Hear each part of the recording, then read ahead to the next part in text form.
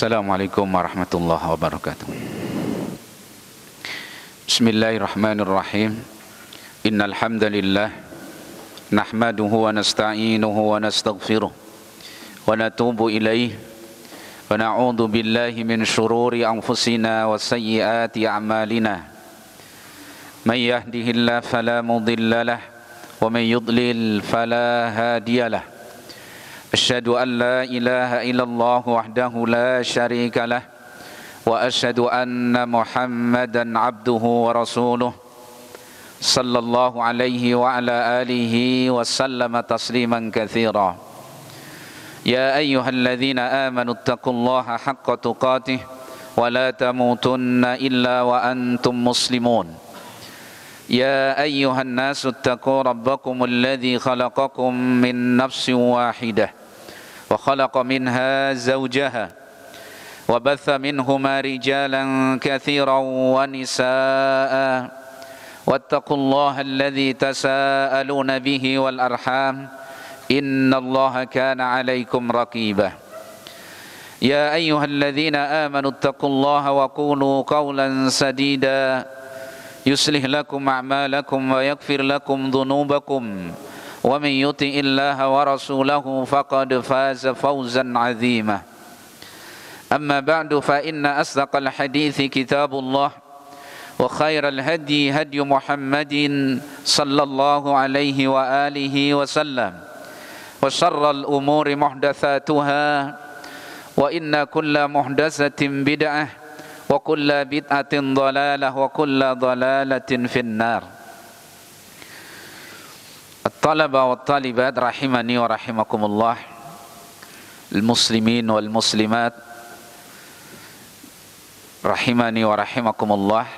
Alhamdulillah, marilah kita terus bersyukur memuji Allah Subhanahu wa taala atas limpahan nikmat dan karunia-Nya kepada kita, sehingga kita bisa melaksanakan salah satu ibadah yang sangat agung yang Nabi SAW menyatakan, man shalla as-subha ay fi jama'atin fahuwa fi dhimmatillah.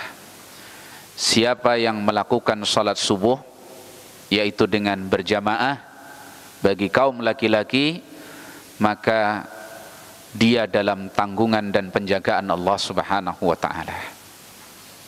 Mudah-mudahan salat yang kita lakukan betul-betul salat yang sifatnya dicintai dan diridhai oleh Allah Subhanahu wa taala, untuk Allah Subhanahu wa taala diibadahi dengannya. Karena di dalam kita beribadah kepada Allah Subhanahu wa taala perlu dua perkara yang besar yang perlu kita adakan pada diri kita. Yang pertama, kenali Allah Subhanahu wa taala dengan sebenar-benarnya pengenalan, sehingga muncul kerinduan mencari Allah Subhanahu wa taala, keinginan kuat untuk memberikan penghambaan yang sebaik-baiknya. Yang kedua, pengenalan tentang tata cara ibadah yang Allah sukai dan Allah ridhai. Tidak boleh beribadah sesuai dengan selera kita, tapi berikan kepada Allah Subhanahu wa taala ibadah yang Allah Subhanahu wa taala cinta dan ridha, Allah Subhanahu wa taala diibadahi dengannya, sehingga ibadah kita memberikan manfaat kepada diri kita, baik fid dunya maupun nanti di akhirat di sisi Allah Subhanahu wa taala. Baik, kemudian kita lanjutkan kajian kitab kita Tadhkiratus Sami' wal Mutakallim fi Adabil Alim wal Muta'allim li al-Imam Ibnu Jama'ah rahimahullahu taala. Kemarin perangai yang ketujuh yang harus dimiliki oleh seorang yang memikul amanah ilmu dan juga para muta'allim, orang-orang yang belajar ilmu, yaitu yang ketujuh, hendaklah menjaga amalan-amalan yang sunnah dan selalu berupaya menetapi amalan-amalan yang sunnah. Kemudian ats-tsaminu, yang kedelapan, perangai yang mesti dimiliki oleh seorang yang berilmu dan para penuntut ilmu dan tentunya seluruh kaum muslimin. Ats-tsaminu qala al-muallif rahimahullahu taala muamalatun nasi bimakarimil akhlaq, mempergauli manusia dengan akhlak yang mulia. Ya, perangai seorang yang berilmu, para penuntut ilmu dan kaum muslimin secara umum hendaklah bergaul dengan manusia dengan akhlak yang mulia, mempergauli mereka dengan makarimil akhlak. Apa itu makarimil akhlak? Makarimul akhlak adalah ahwalul mu'asarah bainal abdi wa ghairihi, kondisi pergaulan antara seorang dengan orang lain yang muwafaqah kepada syar'i, kepada syariat dan kepada tabiat manusia. Dan ini perintah Rasulullah SAW, wa khaliqin nas bi khuluqin hasan, dan pergaulilah manusia dengan akhlak yang baik. Dan semua manusia suka diperlakukan dengan akhlak yang baik. Wan Nabi sallallahu alaihi wasallam yaqul la yu'minu ahadukum hatta yuhibba li akhihi ma yuhibbu li nafsihi. Tidaklah beriman salah seorang di antara kalian sehingga dia mencintai untuk saudaranya apa yang dia cintai untuk dirinya sendiri. Kalau kita suka diperlakukan dengan akhlak yang baik, maka berakhlaklah yang baik kepada orang lain. Tidak ada yang ingin diperlakukan dengan buruk. Ya, maka wa khaliqin nas bi khuluqin hasan, pergauli manusia dengan akhlak yang bagus. Min talaqatil wajhi, dari wajah yang berseri. Ya, wajah yang berseri diberikan kepada saudaranya. Ya, na'am. Wa ifsa'is salam, menebarkan salam. Dan tidak boleh isyarah begini. Ini bukan salam Islam. Bukan salam Islam. Woi bro, bukan salam Islam. Itu salam milenial. Ya. Salam Islam, tahiyyatuhum fiha salam. Penghormatan ucapan kita hatta di surga nanti apa? Assalam. Dan ini ada adab-adabnya lah ya. La tadkhulul jannata hatta hatta tu'minu wa la tu'minu hatta tahabbu ala adullukum ala syai'in idza fa'altum tahabbtum afsus salam bainakum. Kalian tidak akan masuk surga sampai kalian beriman, dan kalian tidak bisa beriman sampai kalian saling mencintai. Maukah aku tunjukkan suatu amalan yang kalau kalian kerjakan kalian akan saling mencintai?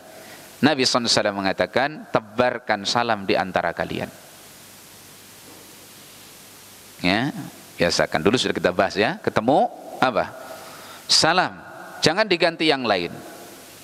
Tidak boleh selamat pagi, selamat siang, selamat sore sebagai ganti dari salam. Kalau mengucapkan itu ucapkan, ya, tetapi jangan sebagai ganti dari apa? Salam. Ifsa'us salam, tebarkan salam. Dan tidak boleh taslimul khasah, salam hanya untuk orang khusus, hanya untuk ustadz, hanya untuk pembesar, hanya untuk kiai. Enggak boleh. Salam apa? Afsus salam bainakum, tebarkan salam di antara kalian, untuk semuanya. Ya, tidak boleh mahal dengan salam.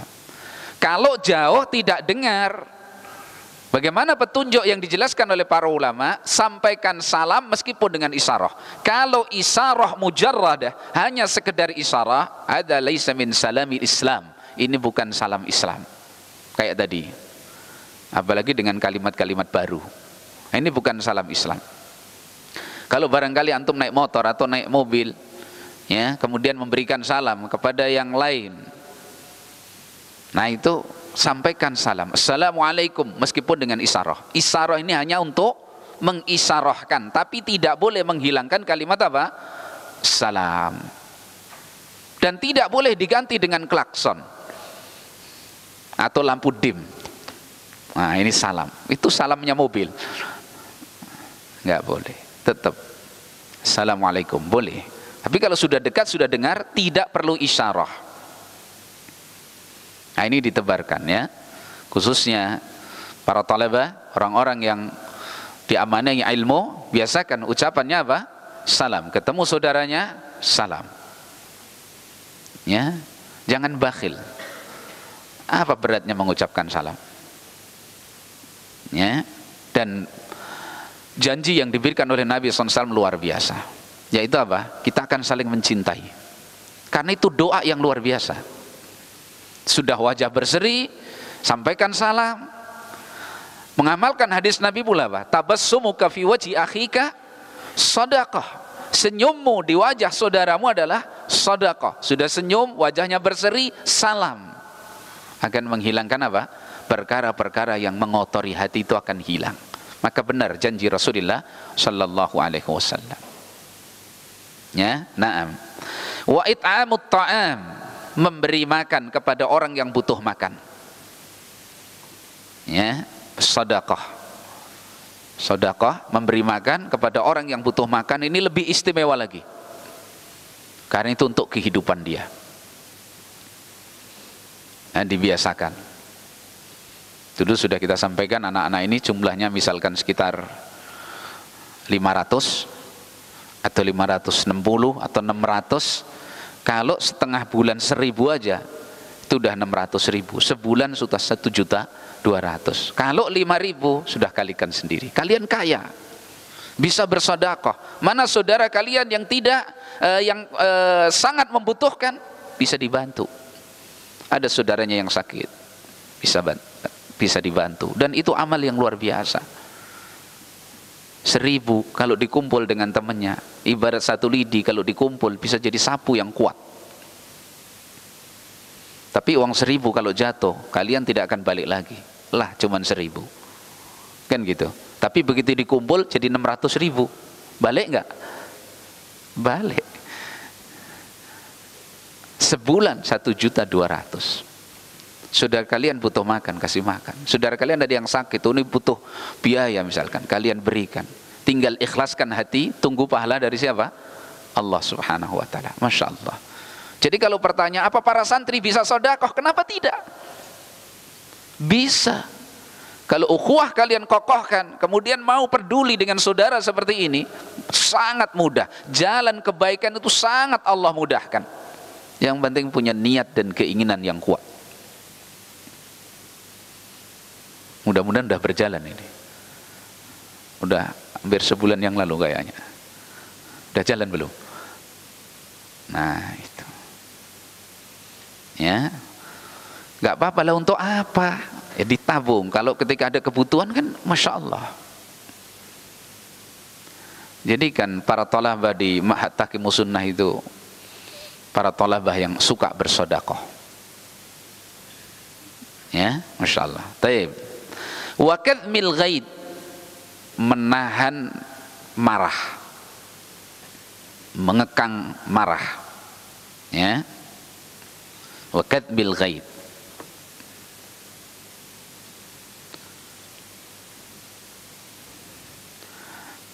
Jadi tidak melampiaskan kemarahannya dalam keadaan dia mampu. Nah, ini luar biasa loh ya. Nabi SAW sampai mengatakan, bukanlah orang yang kuat itu yang bisa membanting lawannya dengan sekali jurus, tidak. Ya. Tetapi orang yang kuat itu adalah man yamliku nafsahu inda al-ghadab. Orang yang mampu menguasai nafsunya di saat marah. Karena orang yang marah itu Masya Allah, kalau ngomong zalim, kalau berbuat zalim, kesalahan. Maka kalau dia mampu menahan itu karena Allah Subhanahu wa ta'ala, padahal mampu dia lampiaskan itu. Marah kepada saudaranya, marah kepada ibaratnya bapaknya, marah kepada ibunya, marah kepada tetangganya, marah kepada anaknya, kepada suami, kepada istri, semuanya. Kathmul ghaid, menahan amarah. Ya, ini akhlak yang mulia. Wa kaffil adza 'anin nasi wa ihtimalihi minhum, menahan gangguan kepada manusia atau menahan gangguan dari manusia, tidak mengganggu dan sabar kalau diganggu. Wahtimaluhu minhum, dan menanggung dari mereka. Jadi kaful adza, tidak mengganggu, wahtimaluhu minhum, bersabar kalau diganggu. Tidak setiap orang yang mencela kita ini harus ditanggapi, tidak harus. Kata Imam Syafi'i rahimahullah ta'ala, kadang-kadang diam itu menjadi jawaban yang istimewa untuk orang-orang yang juhala. Ya, tapi kadang-kadang nggak sabar tadi, kalau dicela marah, kan gitu ya. Maka kaful adza, jangan mengganggu orang lain, diupayakan semaksimal mungkin, ya, tidak mengganggu saudaranya, baik dengan ucapannya, baik dengan tangannya, ataupun dengan yang lain. Al muslimu man salimal muslimuna min lisanihi wa yadihi. Muslim yang baik adalah muslim lain selamat dari gangguan lisannya dan perbuatannya. Diungkapkan dengan tangan itu karena yang biasa berbuat, bukan berarti oh pakai tangan yang kata Nabi, berarti pakai kaki nggak apa-apa terus ditendang begitu. Enggak, kan hadisnya tangan. Nah, sedang saya pakai kaki, itu pakai bambu. Enggak. Al muslimu man salimal muslimuna min lisanihi wa yadihi. Ya, orang muslim yang baik adalah muslim yang lainnya, saudara muslim yang lainnya selamat dari gangguan lisannya dan gangguan tangannya, perbuatannya. Jadi ditahan dan sabar. Kalau kalian dicela orang sabar, Allah saja dicela loh. Manusia ini luar biasa, Allah saja dicela. Yahudi itu mencela Allah, mengejek Allah subhanahu wa ta'ala. Laqad kafara alladhina qalu innallaha fakirun wa nahnu aghniya. Sungguh telah kafir orang-orang yang mengatakan sungguhnya Allah itu fakir, wa nahnu aghniya, kamilah yang kaya. Yahudi, Allah jadi celah. Ya, Masya Allah. Mereka katakan apa? Yadullahi maghlulah, tangan Allah itu terbelenggu, pelit Allah itu. Yahudi. Rasulullah SAW ini manusia yang sempurna, akhlaknya sempurna. Wa innaka la'ala khuluqin adzim. Dicela apa tidak dicela? Dicela. Dikatakan majnun, gila, tukang syair, tukang sihir, pembohong, padahal nggak pernah bohong. Dicela. Para sahabat dicela. Jadi kalau antum dicela itu lebih pantas. Kalau kita ini dicela orang lebih pantas. Sedangkan manusia yang sempurna saja Rasulullah SAW juga dicela orang. Ya, maka harus apa? Ihtimal, menanggung hal itu. Namanya kehidupan di dunia. Di dunia ini negeri ujian. Bahkan orang yang paling berat ujiannya itu orang yang paling baiknya manusia. Sehingga Nabi SAW mengatakan asaddun nasi bala'an al-anbiya fal-amthal thummal amsal. Manusia yang paling deras ujiannya, cobaannya itu adalah para nabi. Kemudian semisal mereka, kemudian yang semisal mereka. Manusia ini dicoba oleh Allah, diuji oleh Allah sesuai dengan keteguhan agamanya, sesuai dengan nilai dan kualitas agamanya dan imannya. Semakin kuat dan semakin berkualitas iman dan agamanya, semakin deras ujiannya. Nah itu. Jadi kalau di dunia ya seperti itu. Kalau mau aman nyaman, ya nanti di akhirat. Bersabar. Paling 1-2 hari lagi. Kelamaan. Ya, kita ini nggak ngerti. Antum berjalan umur sudah misalkan sekarang 20 tahun. Belum tentu sisanya itu lebih banyak dari yang sudah dijalani. fasta'iddu, maka siapkan, ya. Naam. Wa al-isar wa tarkil istisar. Al-isar lebih mengutamakan orang lain, lebih mengutamakan kepentingan yang umum maslahah, wa tarkil ithar, dan meninggalkan sifat monopoli, mendahulukan dirinya daripada kemaslahatan umum. Nah, ini akhlak yang harus dijaga, ya. Jadi al-ithar artinya apa? Mendahulukan orang lain, mendahulukan kepentingan kaum muslimin. Wa tarkil ithar, dan tidak menuntut hak dia pribadi atau kepentingan dia pribadi, tidak mementingkan dirinya dulu, tidak memonopoli hak. Orang lain mau lapar semua nggak apa-apa, yang penting saya kenyang. Orang lain mau nangis semua nggak apa-apa, yang penting saya tertawa. Nah, itu al-istisar namanya. Meminta orang lain untuk memperhatikan dirinya. Itulah, ya. Ini tidak begitu seorang alim. Orang yang berilmu, para talabatul ilm, ya, dia berupaya memperhatikan orang lain sehingga dia mau berdakwah, dia mau menasihati. Padahal resiko berdakwah, memberikan nasihat itu luar biasa beratnya. Wa'mur bil ma'ruf wanha 'anil munkar wasbir 'ala ma asabak. Perintah manusia kepada yang ma'ruf, cegah mereka dari yang mungkar. Lalu apa? Sabar atas apa yang menimpamu. Karena manusia ini pada umumnya ketika diberikan sesuatu yang menyenangkan mereka, dari harta benda dunia, dari kedudukan yang mereka inginkan dari dunia ini, Masya Allah, terima kasihnya luar biasa. Tapi begitu diberi nasihat, kadang-kadang yang masuk kepada diri yang memberi nasihat, celaan, sikap-sikap yang tidak menyenangkan. Maka harus apa? Wasbir alama asabak. Orang-orang yang berilmu, para talabatul ilm, harus bersabar. Tarkul istisar, ya, jangan minta, ya, untuk diperlakukan kepentingan dirinya, tapi justru dia al-isar, memberikan kepada orang lain, ya. Naam. Wal insaf, dia berlaku apa? Adil. Wa tarki al-istinsaf, ya, dia bersabar, meninggalkan menuntut haknya, tapi dia melayani. Begitu ibaratnya orang yang berilmu melayani, dan ini tugas yang sangat berat, ya, melayani, dan jangan minta dilayani, ya. Wasukri at-tafaddul, biasa menyampaikan terima kasih terhadap apa? Perbuatan baik yang dilakukan kepada dirinya. Maka Rasulullah SAW contoh yang sangat mulia, ya. Jadi wasukri at-tafaddul, berterima kasih atas perbuatan baik yang manusia berikan kepada dirinya. Dibantu, ditolong oleh orang lain, itu sampaikan terima kasih, ya. Naam. Wa ijadir rahah, mewujudkan suasana yang nyaman, ar-rahah.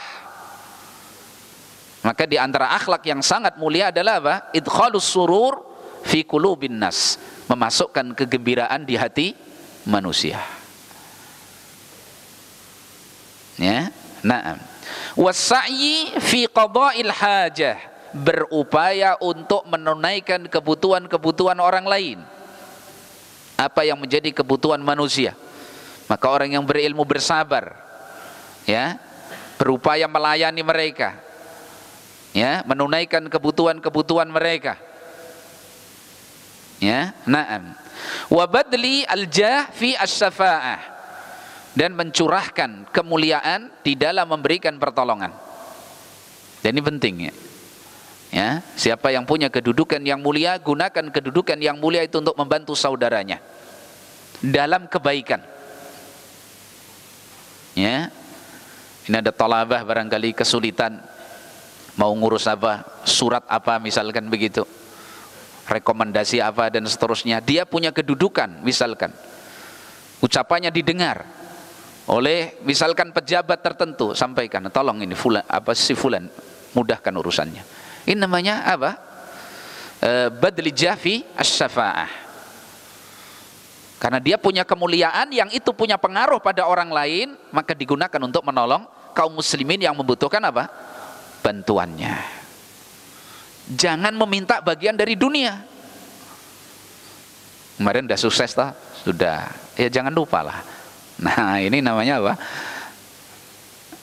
Melanggar larangan Allah Subhanahu wa taala. Wala tamnun tastaksir. Jangan kamu memberi berharap dapat kembalian lebih banyak. Nah, ini riba maknawi kalau begini ini. Dibantu saudaranya. Kalau kita punya kemuliaan, bantu saudaranya untuk mudah urusan mereka, ya. Naam. Wa talattufi bil fuqara, berlemah lembut kepada orang-orang fakir. Ya, berlemah lembut kepada orang-orang fakir. Kadang-kadang kaum muslimin yang kaya itu lupa bahwa mereka itu menjadi kaya, diberikan kedudukan oleh Allah dengan harta dunia itu karena adanya orang-orang fakir.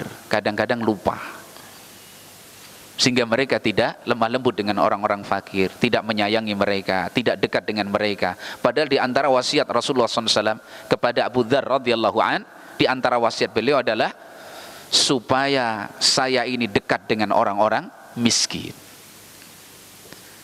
Dekat dengan orang miskin. Maka dekat dengan mereka, bergaul dengan mereka itu baik. Mendorong kita untuk tawadhu, mengingatkan kita kepada Allah Subhanahu wa taala dan tidak terfokus pikiran kepada perkara-perkara dunia. Coba kalau antum mau bertamu dengan ke rumahnya orang kaya begitu. Wah, pikirannya sudah dunia, belum datang sudah mikir dunia. Nanti jelas makanannya. Nah, itu sudah makanannya. Minumannya sudah minumannya. Belum ngelihat ini, ngelihat itu, kendaraannya dan seterusnya. Tapi kalau mau bertamu kepada orang yang fakir, kira-kira apa bayangan antum? Mau wah nanti disuguh apa? Enggak. Dan orang fakir itu begitu memberikan kepada kita ikhlas, dan itu nikmat meskipun sangat sederhana. Karena enggak direkayasa, ya sudah seperti itu. Maka bergaul dengan orang miskin itu nikmat. Enggak membuat pikiran kita liar, tidak. Justru ternasehati kita. Maka di antara wasiat Nabi SAW adalah al-qurbu bil masakin, dekat dengan orang-orang miskin, ya, disantuni mereka. Taib. Wa tahabbubu ilal jirani wal aqriba, ya, berupaya untuk menimbulkan kecintaan kepada tetangga dan karib kerabat, ya.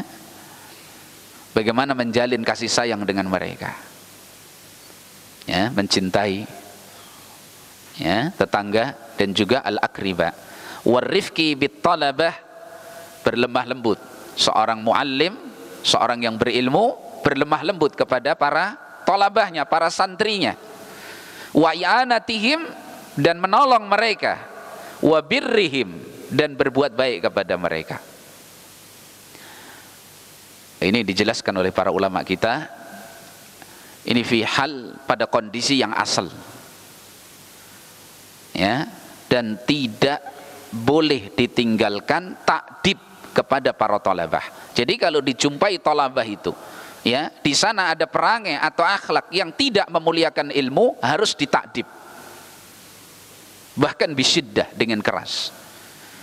Maka kalau kita lihat di kalangan para salaf kita, ada seperti Imam Sufyan ibn Uyainah, ketika beliau sedang bermajlis seperti ini, ada seorang pemuda yang hadir begitu beliau sedang menerangkan pelajarannya berbincang sendiri, yang seakan-akan menunjukkan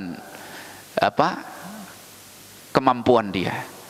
Maka Imam Sufyan ibn Uyainah marah, lalu beliau katakan, kamu yang pergi dari majlisku atau aku yang pergi dari sini? Ditakdib, ya. Demikian juga para salaf kita, banyak sekali hal yang seperti itu. Melihat talabahnya, ya, melakukan hal-hal yang menyimpang dari syar'i, itu kembali kepada bagaimana pengenalan si alim tersebut kepada talabah dan keadaannya. Makanya di antara akhlak yang harus dimiliki para talabah itu bersabar. Di dalam talabul ilmi itu bersabar, ya. Nah, jadi makna di sini warifku bittalabah wa i'anatihim wa birrihim ini asal secara umum. Tapi kalau kita lihat bagaimana para salaf itu mendidik para talabah, masya Allah. Ya, jadi kalau dimarah oleh ustadznya itu, jangan kabur. Ya, karena pencari ilmu itu tidak akan mendapatkan ilmu kalau pada dirinya ada dua hal. Ya, yang pertama apa? Istikbar, sombong. Yang kedua, tidak sabar menghadapi gurunya. Tidak sabar. Itu dimarah sama gurunya karena kesalahan dia, padahal kemarahan guru ini takdib, mendidik dia supaya punya adab. Tidak sabar dia. Akhirnya dia tinggalkan gurunya, maka dia tidak bisa thalabul ilmi. Dia tidak akan mendapatkan ilmu. Bersabar. Ya. Nah, kama sayati insyaallah, sebagaimana nanti akan datang khusus di masalah ini, ya. Wa idza ra'a man la yuqimu salatahu aw taharatahu aw shay'an minal wajibati alaihi, maka apabila seorang yang berilmu melihat dari thalabahnya, dari para santrinya, ada yang tidak menegakkan salat dengan benar, maka ditakdib, ya, diberikan adab kepada mereka. Au taharatahu, atau enggak bisa bersuci dengan benar, atau meremehkan, sudah diajari ilmunya tapi tidak diamalkan ilmu itu, maka usi nafsi wa iyyakum, ya, salatnya dijaga, taharahnya dijaga, berwudu yang benar, ya. Au say'an minal wajibati alaihi, atau suatu dari kewajiban-kewajiban syar'i atasnya, arsadahu, dibimbing oleh gurunya tadi, bitalattufin wa rifkin, dengan lemah lembut, ya, diajari. Sebagaimana Syafi'i rahimahullah ta'ala, ada salah satu talabahnya, santrinya itu yang enggak paham-paham, temannya sudah paham, enggak paham-paham. Akhirnya dengan jiwa besar beliau, kesabaran beliau, dan ini luar biasa, didatangi di asramanya secara sendiri, diimla 100 kali. Sampai ditanya oleh beliau, kamu sudah paham sekarang? Sudah. Berapa kali? 100 kali. Sudah paham? Sudah. Sudah ngeh? Sudah. Baru ditinggal sama Syafi'i rahimahullah. Dan kesabaran beliau. Dan ternyata talib yang diimla oleh Syafi'i rahimahullah itu 100 kali tadi, di kemudian hari menjadi seorang alim yang bermanfaat, ilmu yang luar biasa. Berkah dari kesabaran ustadznya, gurunya. Masya Allah. Dan santrinya juga sabar. Bukan keluh kesah, kok nggak bisa. Enggak. Dia berupaya semaksimal mungkin. Diimla 100 kali mau. Beda dengan santri sekarang. Ya. Nah, taib. Kama fa'ala Rasulullah sallallahu alaihi wasallam ma'al a'rabi alladzi bala fil masjid, sebagaimana yang dilakukan oleh Nabi SAW kepada orang Arab gunung yang kencing di masjid. Ya, tapi kalau kalian ditakdib oleh guru kalian, ustadz kalian, itu sebagaimana salaf dulu melakukan seperti itu, karena ustadz atau guru kalian tidak memperlakukan kalian seperti orang Arab gunung. Ya, masa mau diperlakukan seperti Arab gunung terus? Orang yang nggak belajar, baru datang dari kampung yang jauh sana, kemudian nggak ngerti ini masjid itu bagaimana, kencing di situ. Terus antum ingin diperlakukan seperti itu. Ya Arab gunung berarti antum. Sedang di pesantren sudah 4 tahun. Masa baru datang dari gunung? Nah, beda. Ya. Nah. Wa ma Muawiyah ibn al-Hakam lamma takallama fis shalah, dan sebagaimana takdib Nabi, ya, bimbingan Rasulullah SAW kepada Muawiyah ibn Hakam ketika berbicara saat salat. Jadi kisahnya ketika Nabi SAW sedang salat bersama para sahabatnya, ada salah satu yang bersin. Nanti bersin, ya, salah satu yang bersin. Maka Muawiyah ibn Hakam itu ketika dia bersin, maka dia jawab, yarhamukallah, begitu. Lah sahabat yang lain ini melototin dia, sholat ini. Dia ngomong, ngapain kalian liatin aku, kan gitu ya. Sahabat udah tepuk pahanya gitu, maksudnya diemlah kamu itu, diem gitu loh. Akhirnya sampai beliau diam. Tapi dia jengkel, kenapa sedih pelototin, kan gitu salat. Dia yarhamukallah itu tadi loh ya. Nah begitu selesai salat, baru dibimbing oleh Rasulullah Sallallahu Alaihi Wasallam. Rasulullah SAW memberikan bimbingan kepadanya dengan mengatakan, Inna hadhihi salah la yasluhu fiha say'un min kalamin nas. Salat ini tidak boleh dimasukkan di dalamnya sedikit pun dari ucapan manusia. Sedang yarhamukallah itu ucapan manusia, nggak boleh. Jadi meskipun yang bersin bilang alhamdulillah, jangan kamu jawab yarhamukallah. Yang lainnya jawab yahdikumullah yuslibalakum. Nggak jadi salat begini.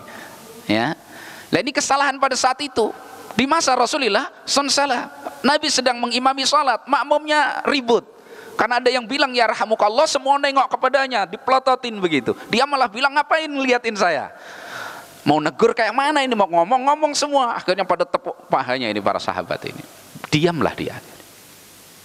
Baru setelah selesai salat, dibimbing. Lihat Rasulullah SAW dengan lemah lembut beliau membimbing, mengatakan, Inna hadhihi salata la yasruhu fiha say'un min kalamin nas. Innama hiya at-tasbih wa takbir wa qiraatil Qur'an. Salat itu isinya tasbih, takbir dan bacaan Al-Qur'an. Maka dari situ beliau mengatakan, saya tidak mendapati seorang muallim yang lebih bagus dan lebih indah daripada Rasulullah sallallahu alaihi wa alihi wasallam. Jadi asarnya, pengaruhnya ada. Ya, na'am. Taib. Jadi perkara atau perangai yang mesti dimiliki oleh orang yang berilmu adalah berupaya mempergauli manusia, bermuamalah dengan manusia dengan menerapkan akhlak-akhlak yang mulia. Karena akhlak-akhlak yang mulia itu merupakan simah atau tanda bagusnya agama yang ada pada seseorang.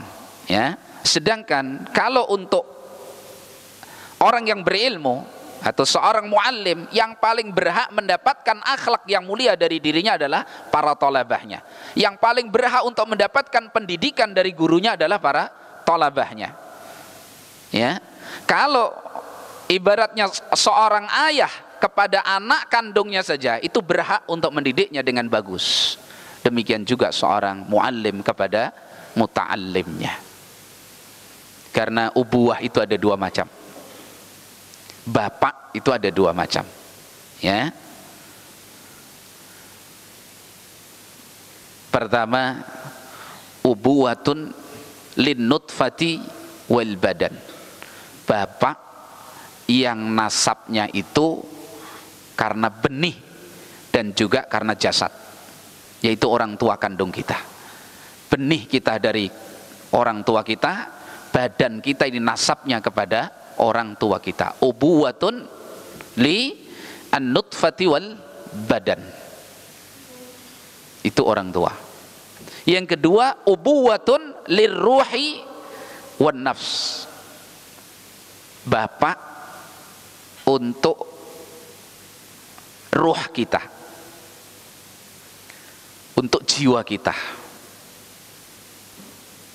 Dan itulah para guru kita, para ustadz kita, para muallim kita.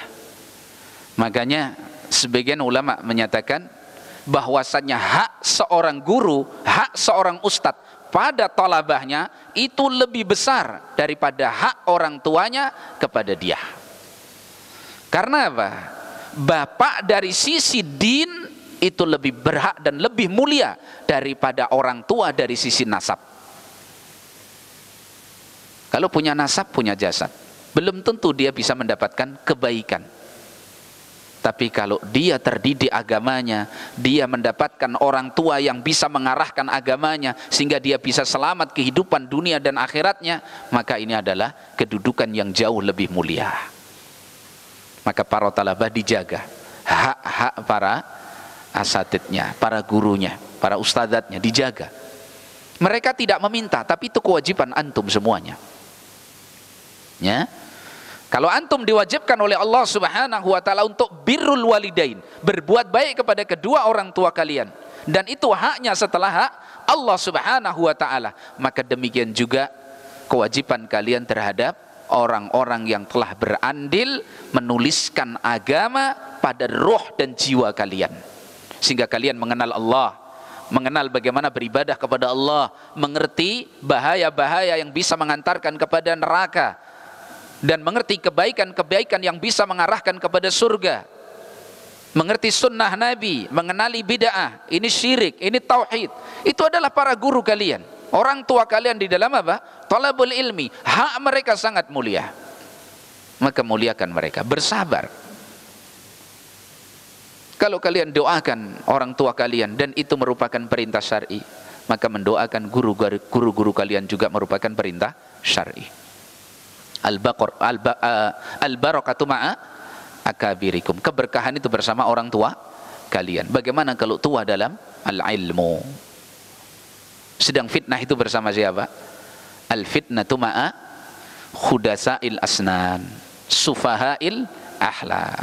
Fitnah itu biasanya kepada anak-anak yang masih muda, sedikit ilmunya, semangat saja, yang penting boleh. Masih ingat kalimat yang penting boleh?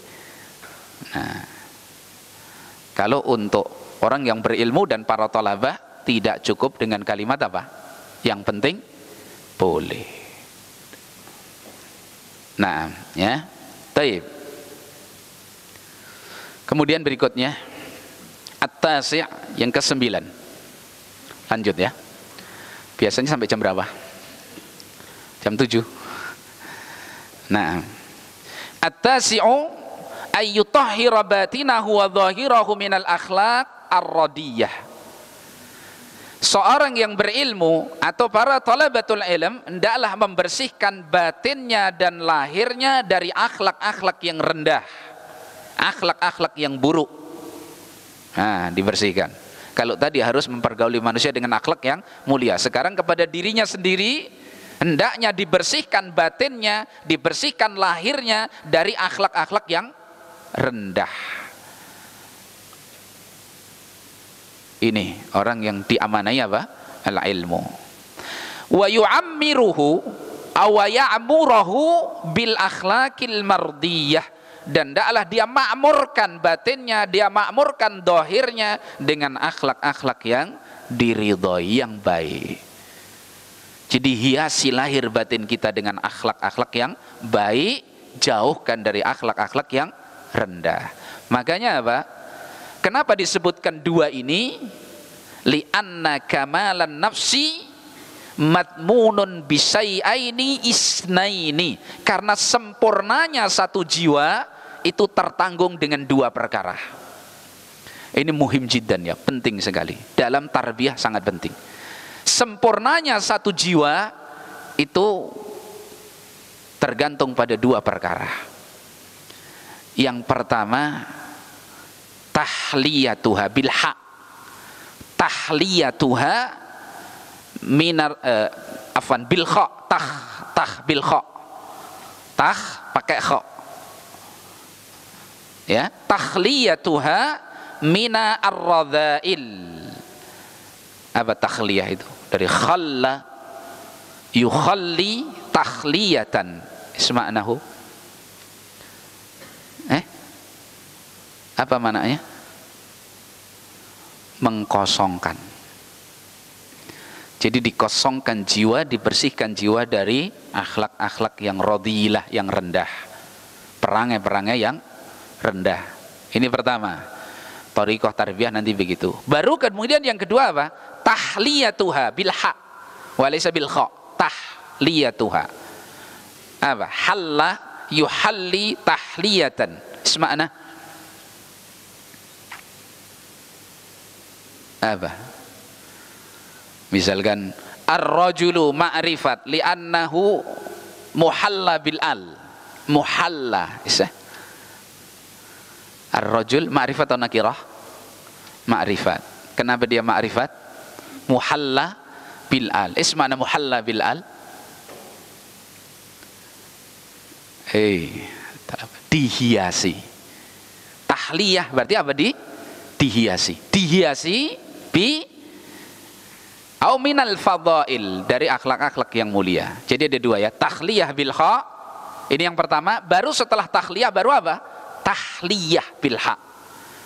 Jadi dibersihkan, dikosongkan dulu jiwa itu dari akhlak-akhlak yang rendah dan murahan, baru dihiasi, diisi dengan akhlak-akhlak yang mulia.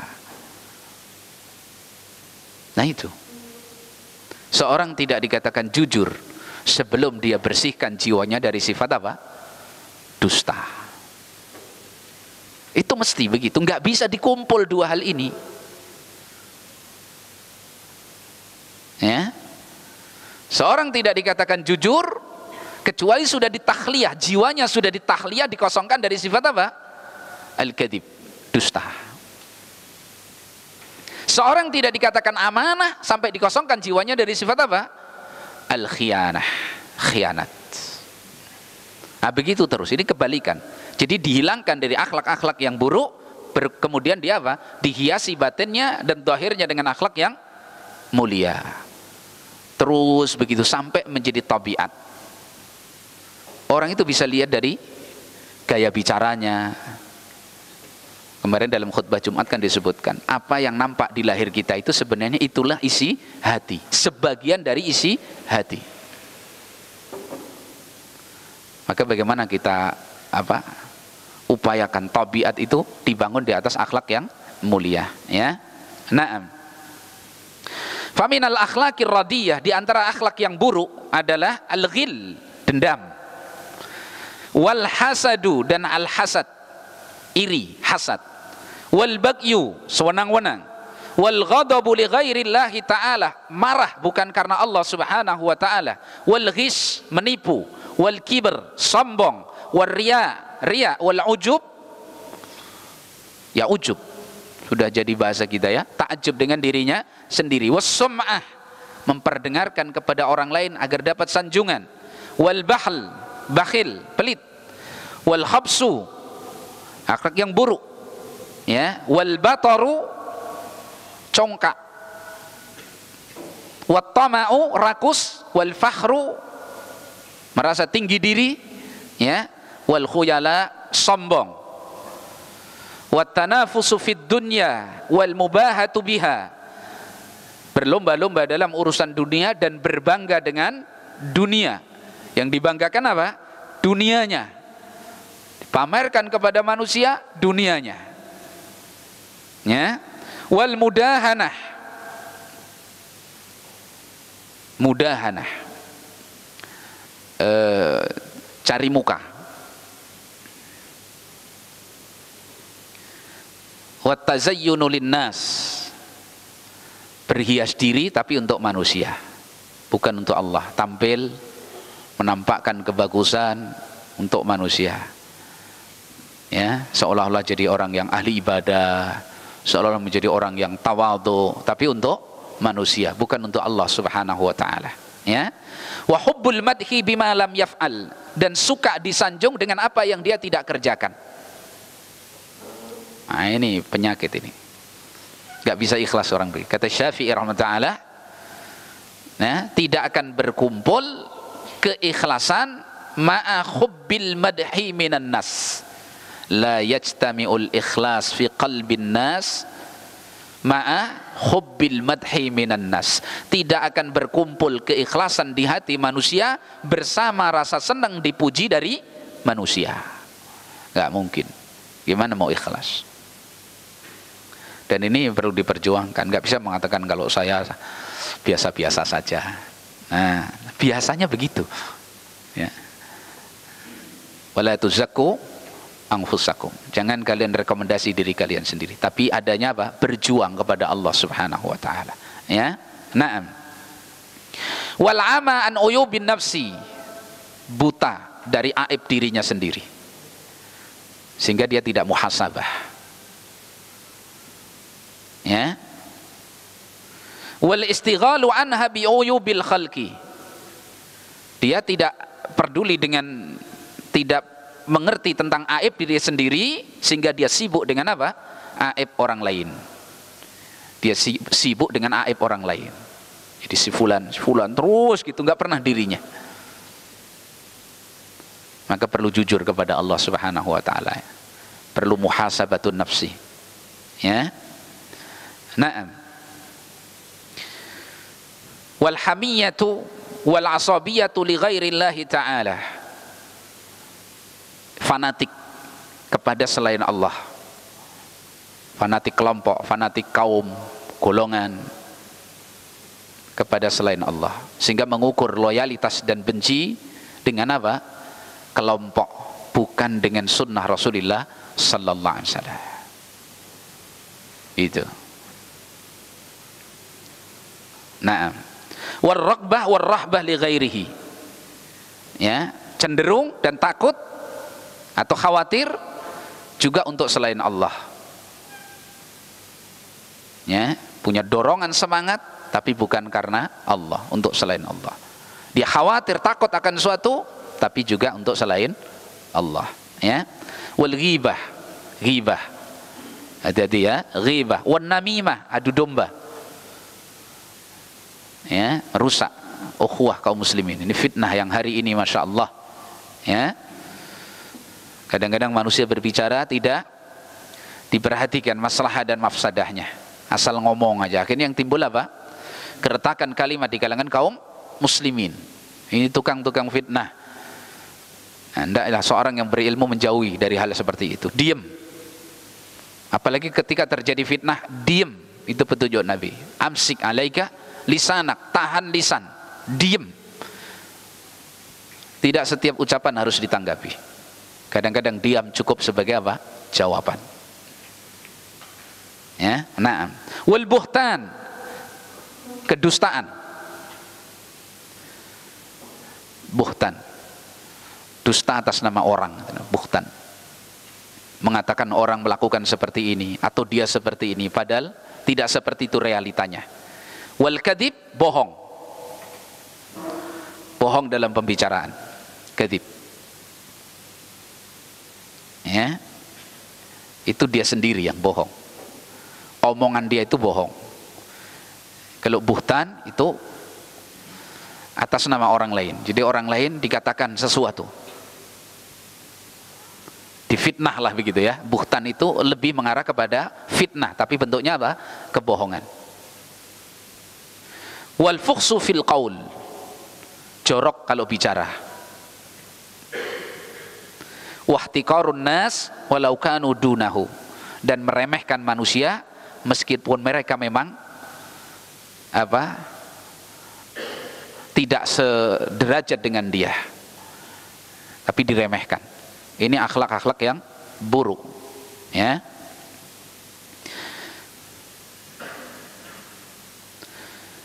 Kemudian fal hadara al hadara min hadhihi sifatil khabithati wal akhlaqir radilati. Maka waspada, jauhi dari sifat-sifat yang buruk dan akhlak-akhlak yang rendah seperti itu. Ya, dijauhi, waspadai dari sifat-sifat yang buruk dan akhlak-akhlak yang rendah. Maka kita jaga ya para talabah. Jangan sampai melakukan hal-hal yang membuat jatuh kehormatan kita ini. Dijaga betul, ya. Fa innaha babu kulli syarrin bal hiya syarru kulluhu. Karena hal-hal tersebut, sifat-sifat yang buruk dan akhlak-akhlak yang rendah tadi merupakan pintu segala keburukan, bahkan itu keburukan sendiri. Keburukan itu sendiri yaitu akhlak yang buruk. Wa sadaqa rahimahullahu ta'ala. Dan sungguh benar apa yang dikatakan oleh muallif rahimahullahu ta'ala. Ya, kenapa? Li'anna hadhil akhlaq, karena akhlak-akhlak ini, ya, mata istaqarrat fi nafsil insan, kapan bercokol di dalam jiwa manusia, akhlak-akhlak yang rendah tadi kapan bercokol di dalam jiwa manusia, walau biqadri kulaimatud dhufur, meskipun hanya seujung kuku, sedikit kecil akhlak itu bercokol di dalam jiwa manusia, fa innaha tahdhifu fihi atharan sayyi'an, pasti akan menimbulkan pengaruh yang buruk pada pribadi orang tersebut. Mesti. Makanya diperjuangkan betul tazkiyatun nufus. Ya, dan siapa yang selamat dari semua ini? Enggak ada. Seperti hasad. Syekhul Islam Ibnu Taimiyah mengatakan apa tentang hasad ini? Beliau mengatakan ma khala jasadun min hasadin. Tidak akan pernah kosong satu jasad dari sifat hasad. Ma khala jasadun min hasadin. Tidak pernah kosong satu jasad dari sifat hasad. Makanya orang mengatakan, oh saya tidak hasad kok. Bisa jadi dia malah tempatnya hasad tersebut. Orang yang mengatakan saya ini tidak kena syubhat karena di tempatnya syubhat. Ya, tidak pernah kosong satu jasad dari sifat hasad. Tapi beliau mengatakan apa? Walakin al-laimu yubdihi wal karimu yukhfihi. Orang yang rendah, orang yang tercela akan menampakkan hasadnya. Sedangkan orang yang mulia, dia akan menyembunyikan sifat hasadnya. Dia berjuang. Karena tidak mungkin kosong satu jasad dari sifat apa? Hasad. Paling kalau dihitung orang ya paling sekitar. Yang jelas Rasulullah SAW, Abu Bakar. Sedang kelas-kelas kita ini Masya Allah. Cuman jangan jadi orang yang laim, yang tercela, yang buruk. Yaitu apa? Yubdi, menampakkan apa? Hasadnya. Wal karimu yukhfi. Sedang orang yang mulia berupaya melawan hasadnya, menyembunyikannya. Kalau kosong total, kayaknya bukan kita kelasnya di situ. Tapi jadilah orang yang mulia. Jadikan ketika muncul hasad, itu lahan ibadah bagi antum. Ibadahnya bagaimana? Kita perangi. Diperjuangkan supaya jiwa kita ini terjaga. Tidak kita nampakkan hasad tersebut. Berjuang, dengan berjuang seperti itu namanya jihadun nafsi. Dan ini ibadah yang sangat besar. Sebagaimana kalau muncul riya, itu ada dua perkara di situ. Satu perkara itu tercela, bahkan bisa merusak pemiliknya kalau dituruti. Tapi di sisi lain itu lahan ibadah yang sedang Allah berikan. Yaitu apa? Berjuang melawan riya untuk mengikhlaskan ibadahnya kepada Allah. Ini ibadah yang sangat besar. Makanya para ulama kita menyatakan seorang yang Allah takdirkan terperosok pada maksiat, itu kalau dia betul-betul punya iman yang benar, sebenarnya Allah sedang memberikan lahan ibadah kepadanya. Yaitu apa? Istighfar, taubat. Ini ibadah yang luar biasa. Kembali kepada Allah, inabah, menyadari kesalahannya, menunjukkan dia fakirnya kepada Allah. Ini ibadah-ibadah yang luar biasa. Sebabnya apa? Maksiat. Bukan berarti harus ya Allah jadikan saya maksiat, bukan. Tapi setiap perkara yang Allah tentukan dalam kehidupan kita ini, bagaimana dengan keimanan kita kepada Allah, kita mohon pertolongan kepada Allah agar menjadi lahan ibadah. Nah begitu. Ya, jadi seorang yang berilmu, para thalabatul ilm bisa memahami hal-hal yang dilakukan oleh Allah Subhanahu wa taala terhadap dirinya dengan nilai-nilai apa? Ibadah, ya. Naam.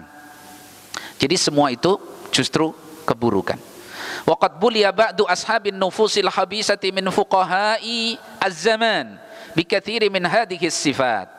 Dan sungguh ya, tertimpa bala dari sebagian ashabin nufusil habisah, pemilik jiwa yang kotor. Min fuqaha'iz zaman, dari fuqaha hari ini.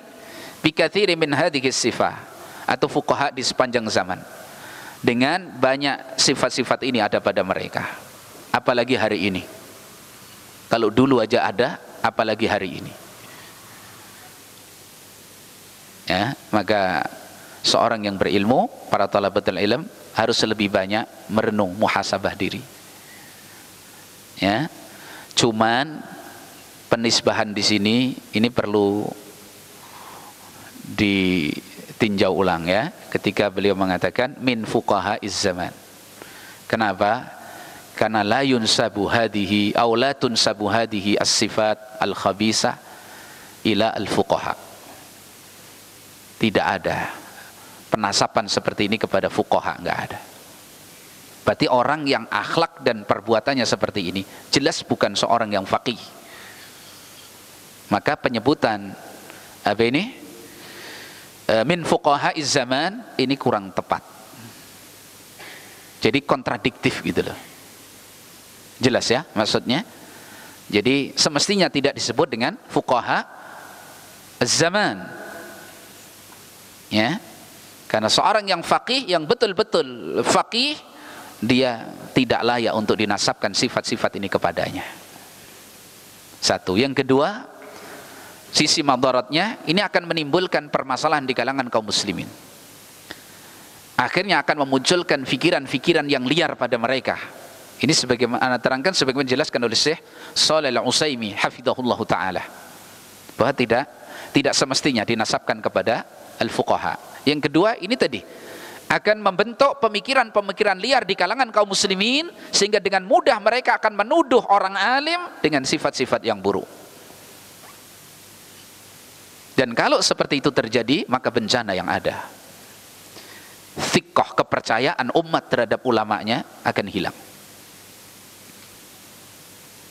Jelas. Dan itu terjadi. Ya, seperti ketika Syekh Shalih Al-Fauzan hafizahullah taala mengingatkan sebagian duat yang membawa pemikiran sesat seperti pemikiran Murji'ah atau pemikiran Khawarij. Begitu diingatkan oleh beliau orang yang Masya Allah keilmuannya, orang tuanya kaum muslimin hari ini, begitu diingatkan, apa kata sebagian pengikutnya? Itu kecemburuan dan hasad dari Syekh Shalih Fauzan aja. Kenapa? Karena dia tidak mendapatkan kedudukan sebagaimana kedudukan yang dikritiknya. Allahu Akbar. Kalau sudah seperti itu, kira-kira mau mendengar ilmunya apa tidak? Tidak. Dan ini yang dirusak oleh orang-orang yang tukang fitnah seperti itu. Dari kalangan orang-orang yang membawa pemikiran-pemikiran sesat, ketika harus berhadapan dengan ulama, maka kedudukan ulama diruntuhkan dari pandangan kaum muslimin dan dari hati-hati mereka, sehingga nasihat tidak berjalan. Begitu dinasihati, oh itu tidak senang, dinasihati karena dia nggak dapat, jadi hasad, nggak dapat bagian. Nah, Masya Allah, kalau itu sudah dinasabkan kepada fuqaha al-ulama, bahaya. Maka sebaiknya, mestinya ya, tidak dinasabkan kepada al-fuqaha. Ya, tayyib. Illa man asamallahu ta'ala, kecuali orang-orang yang dijaga oleh Allah subhanahu wa ta'ala. Tidak semuanya tentu, ada hamba-hamba yang dijaga oleh Allah subhanahu wa ta'ala. Wala siyamal hasadu, lebih-lebih hasad. Kayak tadi ya, lebih-lebih apa? Hasad. Ya. Yang kata Syekhul Islam apa tadi? Ma khala jasadun min hasadin. Ya. Wal ujub, yang diantara akhlak ini yang sangat berbahaya, hasad, kemudian ujub, ta'ajub kepada dirinya sendiri. Dengan hasad ini, kedua anak Adam yang satu membunuh yang lainnya dengan sebab hasad. Dua putra Adam, hasad itu. Bahkan itu hasad di apa? Hasad itu tidak hanya yang dohirnya dunia loh. Hasad pada kedua anak Adam itu terjadi pada apa coba? Ibadah. Ibadah.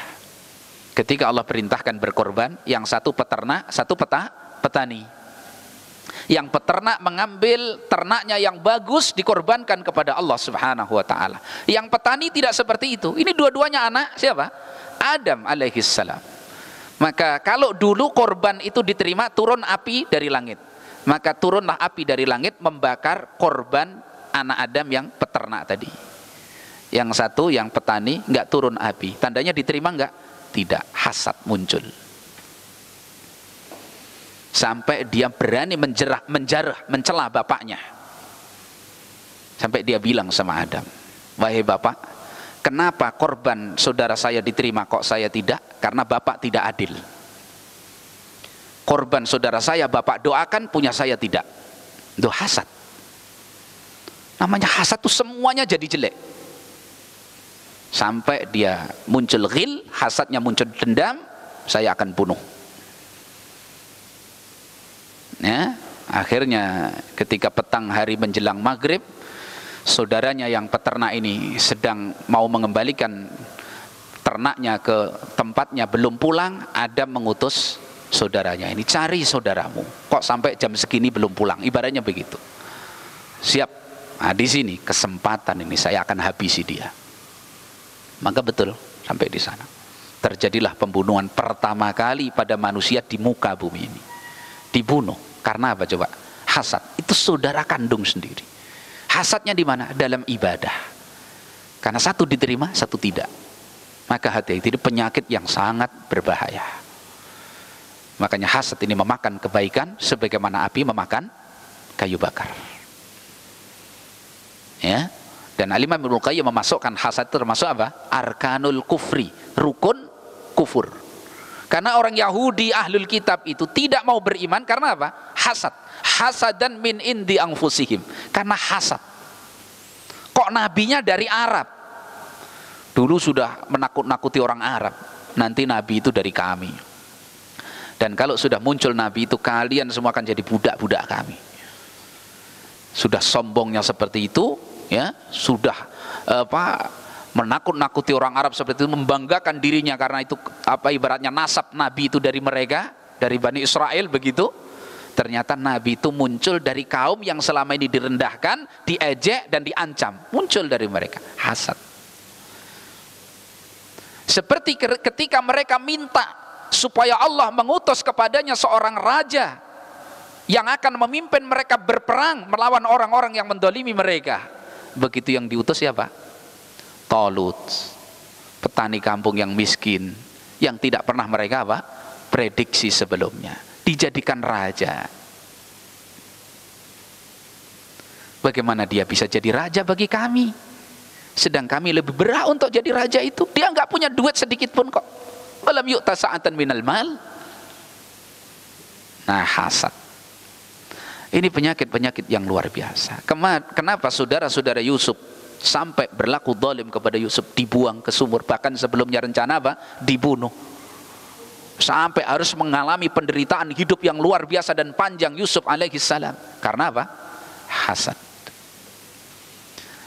Maka fahdar al-hadar, waspada dan hati-hati.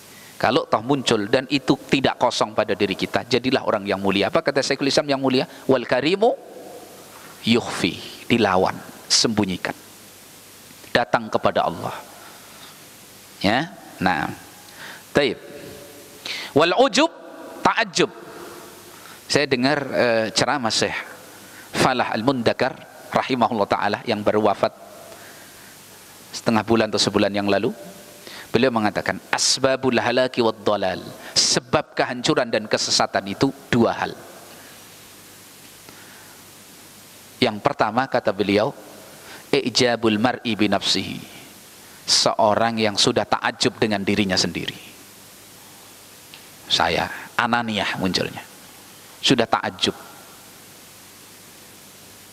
Ini menghancurkan dirinya dan membuat dirinya sesat. Ya, yang kedua, al-ifrat fil ashas, berlebih-lebihan kepada tokoh. Nah, sudah berlebih-lebihan dalam mengagungkan apa? Tokoh-tokoh tertentu. Lihat, apa sebab kaumnya Nuh tersesat sehingga terjungkal dalam jurang kesyirikan? Al-ifrat fil ashas, berlebih-lebihan dalam mengkultuskan tokoh. Akhirnya mereka sembah siapa itu? Wadda, Suwa'a, Yaghutsa, Ya'uqa, Nasra. Masya Allah. Ya, dua hal itu tadi. Taib.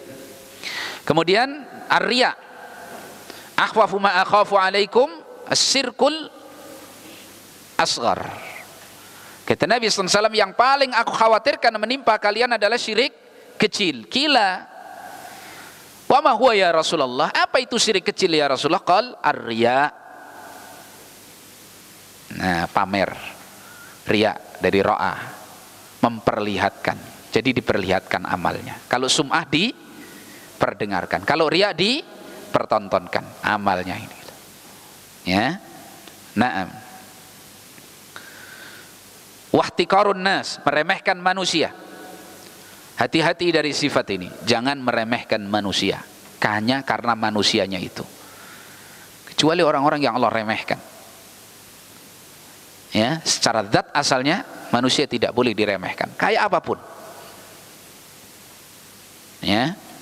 Wa adwiyatu hadhil baliyah, dan obat dari bencana itu, yaitu akhlak-akhlak yang buruk yang menimpa pada diri manusia, itu obatnya adalah mustaufa fi kutubir raqaiq, sangat dicukupi di kitab-kitab para ulama yang bicara tentang apa?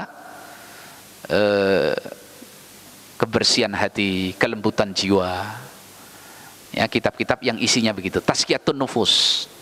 Maka sering baca-baca kitab seperti itu. Ya.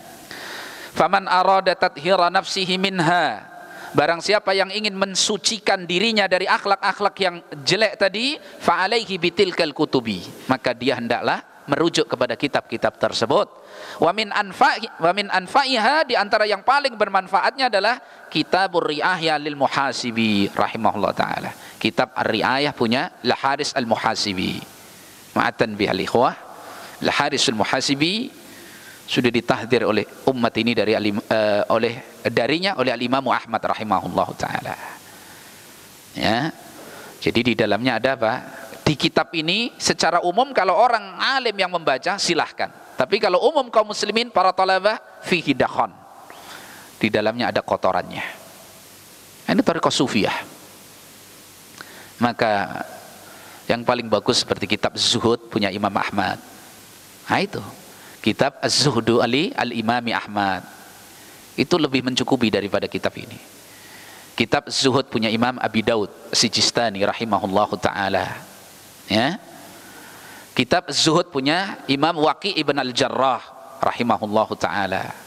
Kitab-kitab dari kalangan ulama ahlus sunnah yang terjaga apa? Akidahnya selamat, manhajnya selamat. Ya. Kitab Az-Zuhud punya Imam Al-Baihaqi rahimahullahu taala. Dan sekarang yang mudah kalian dapatkan barangkali kitab Ad-Da'u wad-Dawa li al-Imam Ibnul Qayyim rahimahullahu taala. Al-Jawabul Kafi alladhi yusamma bi Ad-Da'i wad-Dawa. Kitab Jawabul Kafi yang sering disebut dengan Ad-Da'u wad-Dawa, dan obatnya. Ini kitab yang Masya Allah. Nah, satu saat perlu kita kaji ini kitab ini. Tebal sih, agak tebal.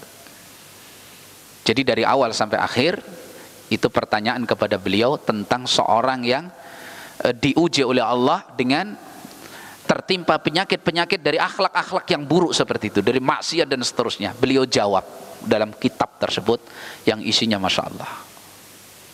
Di situ bimbingan dari ilmu beliau yang insya Allah aman daripada kitab apa tadi? Ar-Ri'ayah li al-Muhasibi. Ya. Kemudian kalimat al-hadar wal hadar di awal itu menunjukkan wajibnya apa? Al-muhasabah, wajibnya muhasabatun nafsi. Jadi sering introspeksi diri, ya. Dan ini wajib. Dan tidak cukup sekali. Orang itu muhasabah enggak cukup sekali. Terus dipakai sebulan, dipakai setahun, enggak cukup. Hanya Ramadan saja nyadarnya mau muhasabah diri ketika Ramadan, terus dipakai sampai Ramadan berikutnya, enggak. Balaba fi kulli lahdatin min hayatihi, setiap saat dari kehidupannya hendaklah dia muhasabah diri. Allah Subhanahu wa taala perintahkan apa? Ya ayyuhalladzina amanu ittaqullah wal tangdur nafs